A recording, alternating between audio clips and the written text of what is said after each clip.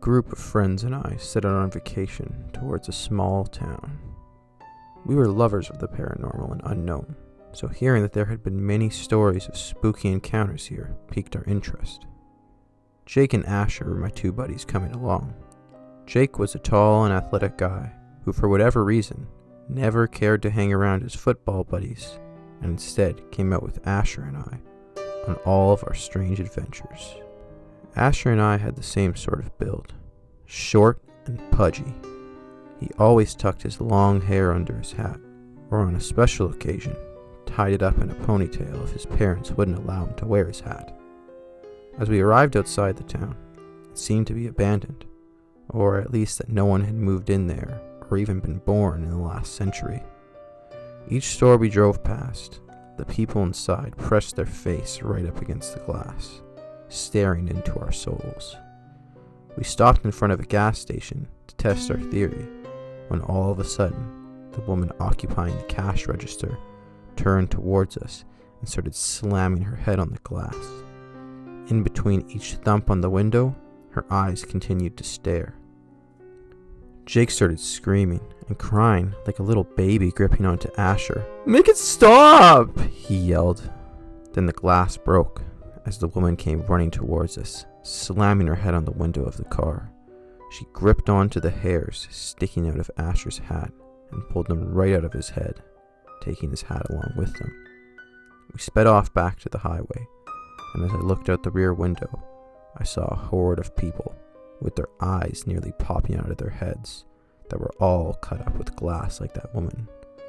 They all smiled and waved towards the back of our car. My family and I were tired of paying the daily fees of renting a campsite at one of the parks right outside of the city.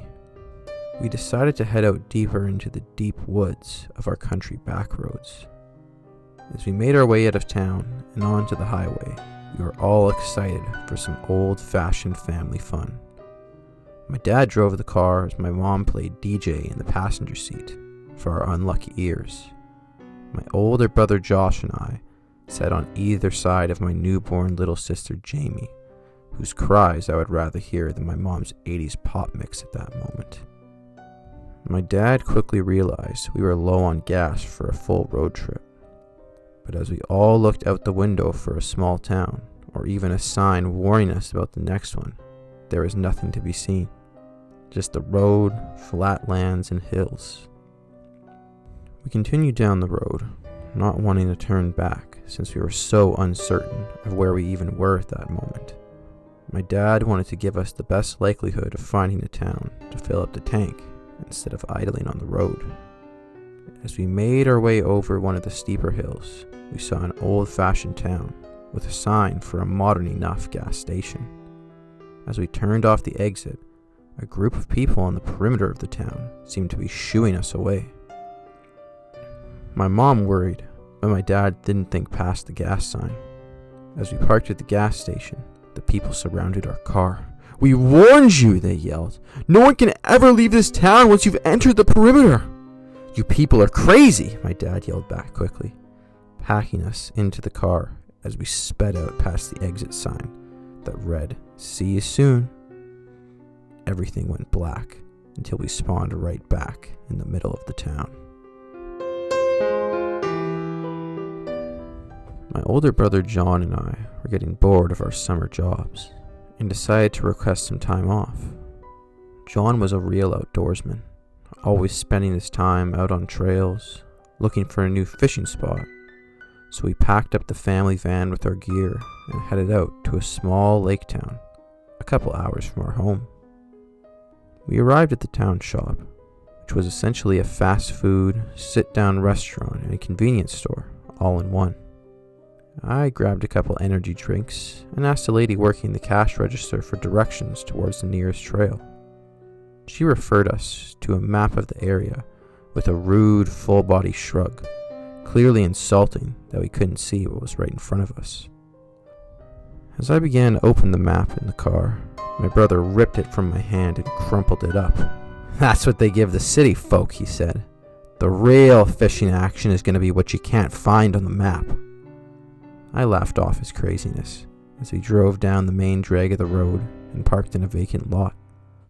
We cut right into a random entrance of the woods and began walking. Mosquitoes swarmed, eating us alive. Just as I thought the only bites we would be getting on that fishing trip would come from mosquitoes, we arrived at a beautiful opening to a lake.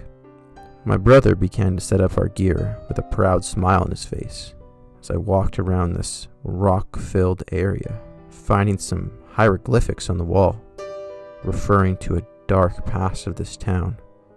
As I opened my mouth to yell out to my brother to come check it out, the veiny old hand of the lady from the all-in-one store covered my mouth and whispered in my ear, "You'll be a great new addition to our wall of memories." My girlfriend Becca and I decided to take a trip across states by train. There were beautiful country landscapes as we rode by each city and small town.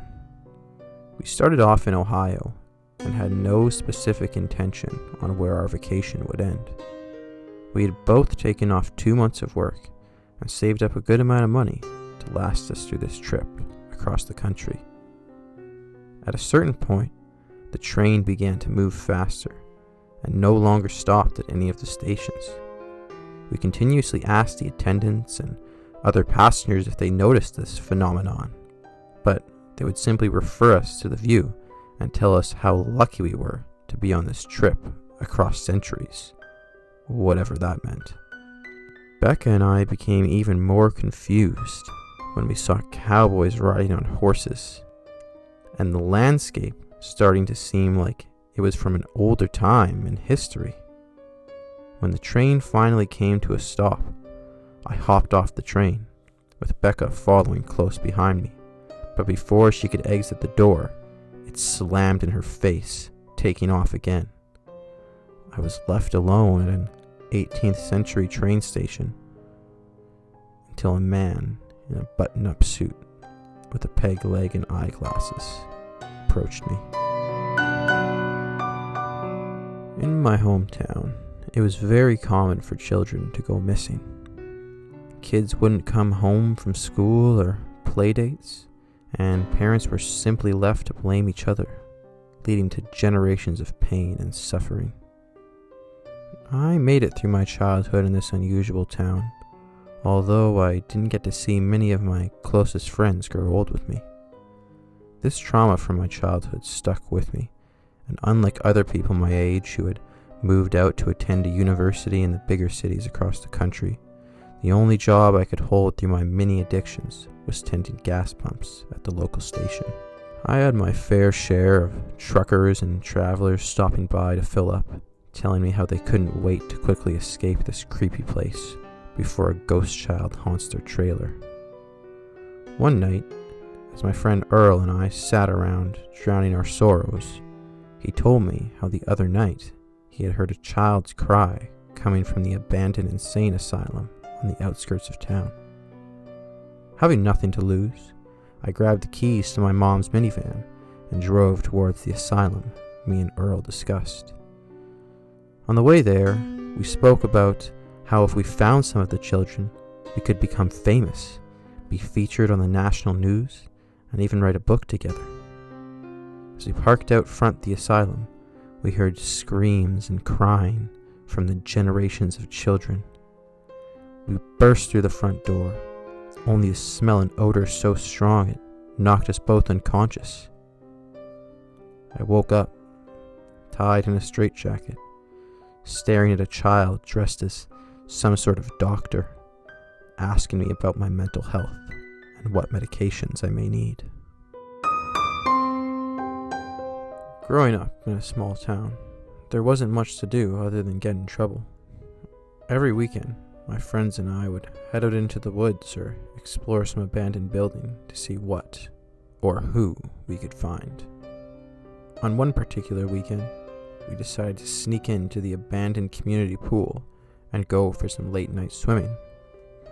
My friend Josh cut the lock on the gate, and we entered the property, looking past the keep out signs, which we would later certainly regret. Aaron was the first of my friends to jump into the moss-filled pool, then Jake, and finally Riley, as I sat on the side just dipping my toe in the water. Riley kept swimming over to me, trying to convince me to fully dive in, but I explained away my lack of swimming skills by telling him I was simply afraid of some sort of disease that could be growing in the grungy water. As I sat there, I looked up at the moon, only to have my peaceful moment cut short by the split-second scream of Erin before her entire body was pulled under the water. Jake and Riley began desperately swimming toward me, but before I could grab him, Jake went under the water even faster than Erin had.